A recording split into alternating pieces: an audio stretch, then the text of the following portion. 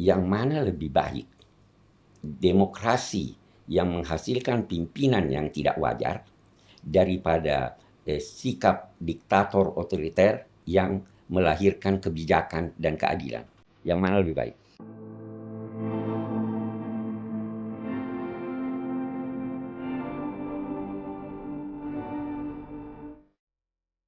Kita melakukan transisi tahun 98 untuk menjadi demokrasi liberal. Bagaimana untuk memupuk keharmonisan antara semangat demokrasi dengan semangat keislaman ataupun semangat keagamaan? Ya. Problema kita itu sebenarnya salah satu yang paling utama, orang-orang yang berada di posisi yang dilihat orang banyak tidak mencerminkan sesuatu yang baik. Ya kan? Kita lihat foya-foya, kita lihat penyelewengan, itu dilakukan oleh orang-orang yang mestinya menjadi contoh.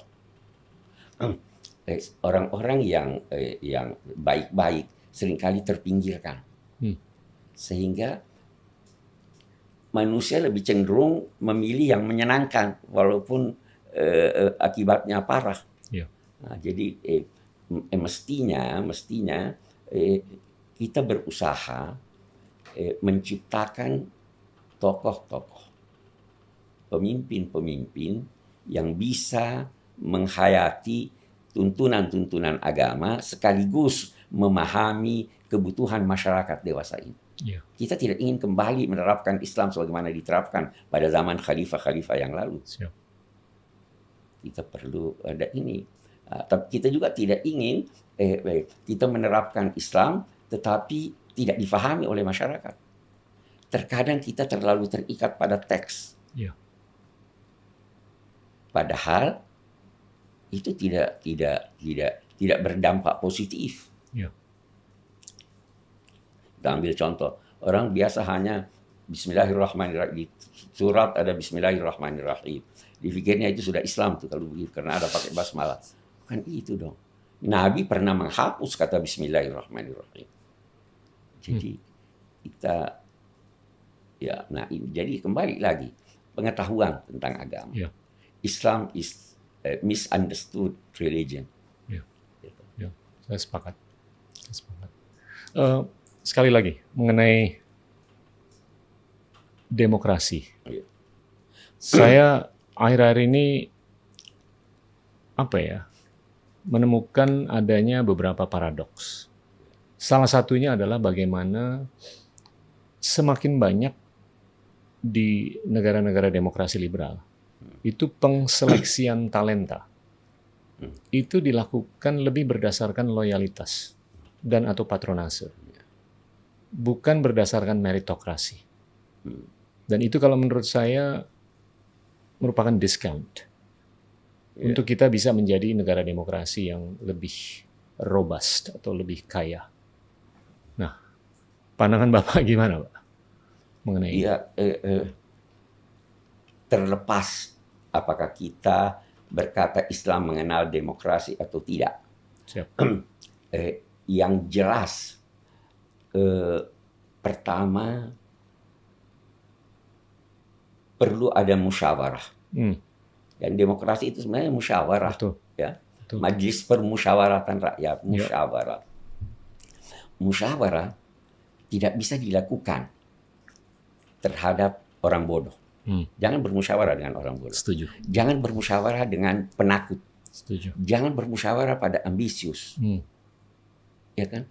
Jangan bermusyawarah kepada yang penakut. Ini syarat-syaratnya. Kalau orang-orang yang bertugas bermusyawarah sangat ambisius, sangat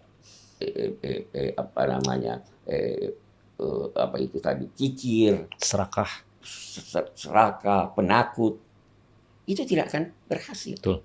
Jadi memperbaiki syarat-syarat bagi yang memenuhi syarat-syarat untuk dipilih.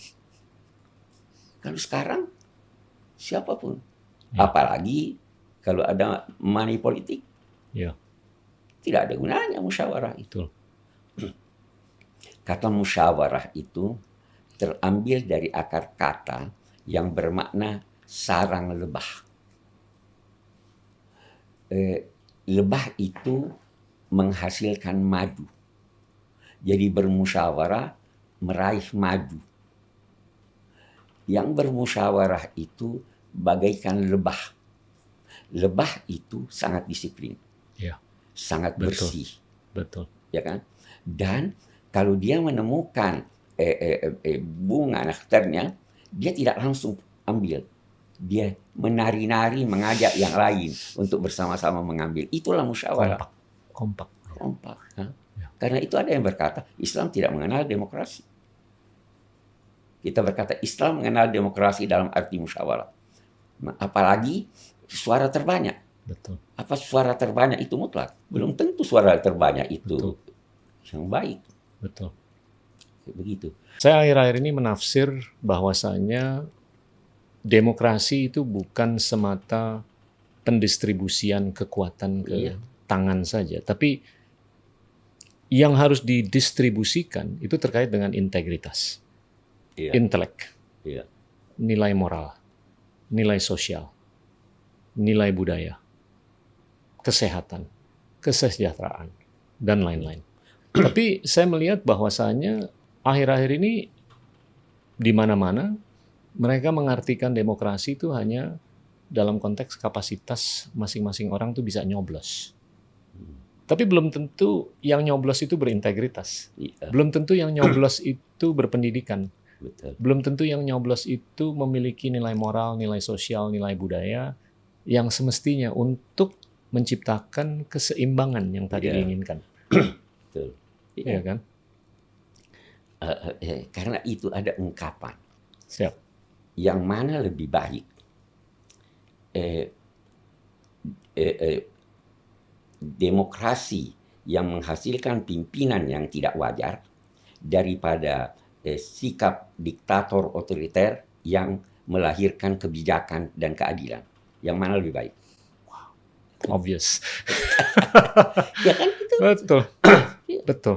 Ya kan kalau dia otoriter, tetapi hasilnya keadilan, kemakmuran masyarakat, itu jauh lebih baik daripada namanya demokrasi tapi ini.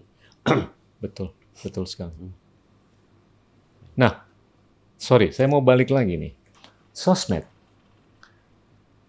itu membuahkan budaya dan era dan juga pemikiran bahwa kalau mau mencapai posisi kepemimpinan, itu yang lebih penting adalah dilakukannya festivalisasi atau sensasionalisasi, bukan intelektualisasi. Betul, ya. Yang struktural kan adalah kita belum berbudaya baca, belum berbudaya untuk mencari pengetahuan, udah gitu dijejelin dengan situasi yang lebih menyongsong pencarian kepemimpinan itu berdasarkan sensasionalisasi atau festivalisasi, bukan intelektualisasi.